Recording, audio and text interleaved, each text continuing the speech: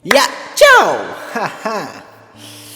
Ya, kita kembali dan kembali ke kata-kata Mustafa, di mana di sini saya akan kembali berbicara soal agnosticism atau agnostic atau apapun yang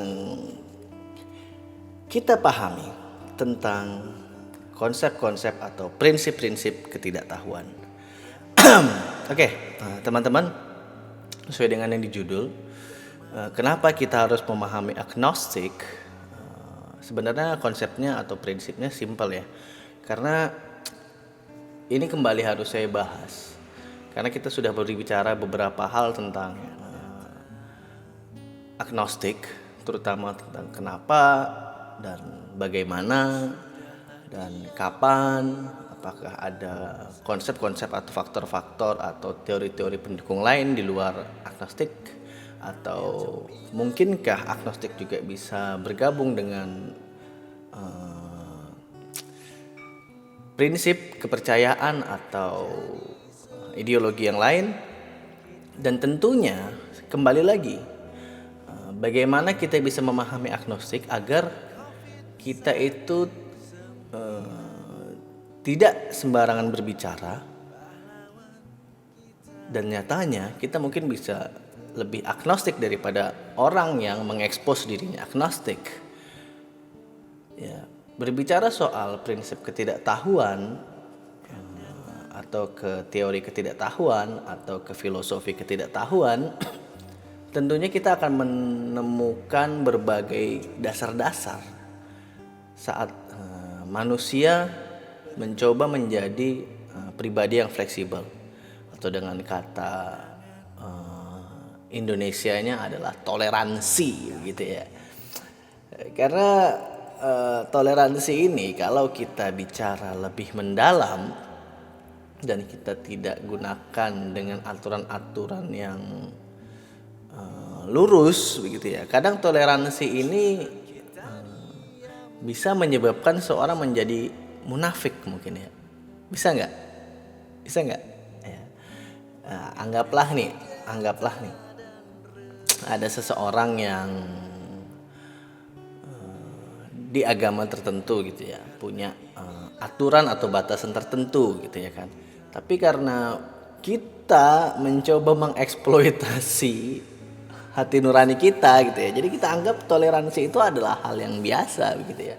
Contohnya lagi nih, kan kalau gitu kayaknya gak enak. Misalnya ada yang bilang free sex itu nggak boleh gitu ya, dan dilarang gitu. Tapi nyatanya banyak aja gitu ya kan orang yang memanfaatkan, bahkan mungkin selain memanfaatkan keadaan, dibikin-bikin tuh. Ada yang namanya kawin kontrak, ada yang namanya ya udahlah nikah secara agama aja begitu ya. Tapi tujuannya sebenarnya untuk kebutuhan birahi sebenarnya itu ya kan. Nah, batasan-batasan atau aturan-aturan ini tentunya tidak sembarangan gitu kan diciptakan atau disusun dalam rangkaian-rangkaian agama begitu ya, atau buku kitab atau undang-undang yang ada di dalam prinsip beragama gitu. Nah, kalau toleransi ini tidak kita pelajari, artinya sebenarnya kita menggunakan konsep atau prinsip ketidaktahuan di dalamnya begitu ya kan. Atau dengan kata lain, dasar-dasar sifat agnostik gitu ya. Ya, ranah ini tentunya harus kita pahami agar orang-orang yang beragama, orang-orang yang memang diatur itu tidak sembarangan berbicara, atau tidak sembarangan menghakimi gitu ya. Ada orang yang mengekspos dirinya ateis itu dicap habis-habisan gitu ya, padahal dia mencoba jujur kepada orang-orang agar dia tidak membohongi orang lain gitu. Jadi kalau ditanyain apa yang kamu percaya, ya dia tinggal bilang saya tidak percaya Tuhan begitu ya kan. Nah, di sisi lain, orang yang merasa beragama ini, orang yang merasa punya agama ini dan dia harus benar begitu ya, dia menyalahkan. Padahal orang ateis ini juga nggak ngajak debat atau nggak ngajak berbicara begitu ya.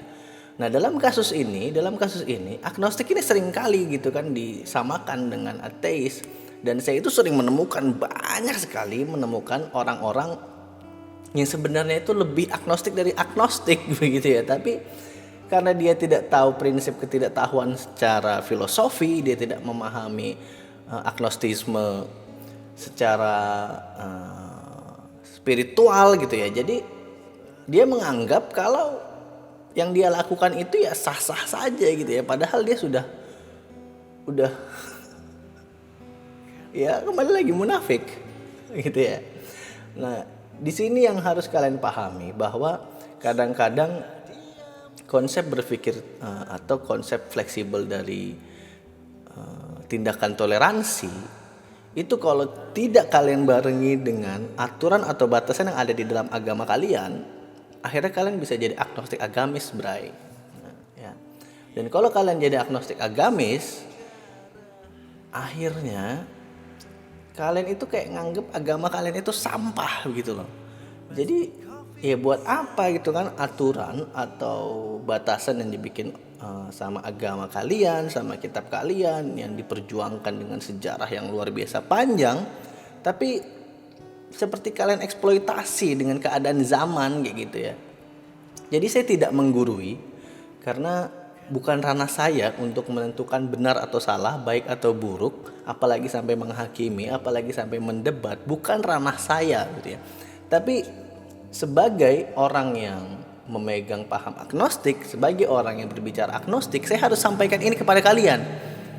Ya, banyak kok orang yang bicara kepada saya hate speech gitu ya, jadi menjudge atau menyalah-nyalahkan saya gitu sampai bicara jorok kotor gitu ya, bahasa binatang, bahasa selangkangan gitu ya ke saya gitu ya. Dan saya lihat nih orangnya nih media sosialnya, orang ini secara spiritual adalah orang yang mengakui keberadaan dan status agamanya, tapi dia mengatakan hal-hal yang tidak diajarkan oleh agamanya begitu ya. Sehingga di tengah-tengah ini antara kebenciannya dengan batasan agamanya itu tidak dihiraukan lagi begitu ya. Dia tidak menghiraukan, jadi dia berada di tengah. Ya aku tidak mau tahu atau aku tidak tahu.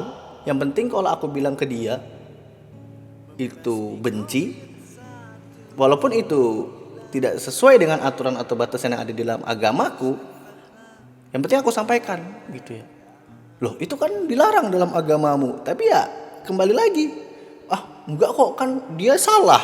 Nah, yang menentukan salah ini siapa gitu ya. Kadang pun saya suka nih ada salah satu quotes petinggi gitu ya, petinggi agama, saya tidak akan menyebut dari agama mana, yang mensikapi tentang LGBT ya, tentang LGBT. Lalu petinggi agama ini bilang, who am I to judge? Siapa saya yang pantas menghakimi LGBT? Padahal itu orang besar atau pemuka agama besar yang harusnya mungkin bisa berbicara sesuai dengan ajaran agamanya gitu. Tapi prinsip kemanusiaan itu tetap juga punya basis dasarnya dalam berkehidupan begitu loh. Jadi apapun pilihan orang, selama dia jujur gitu ya. Kalau dia jujur di tempat yang memang dilarang, ya laporkan ke tempat yang memang tepat begitu loh. Jangan kamu jadi menyalahi atau melewati aturan agamamu hanya untuk menyampaikan kebencianmu begitu ya kan.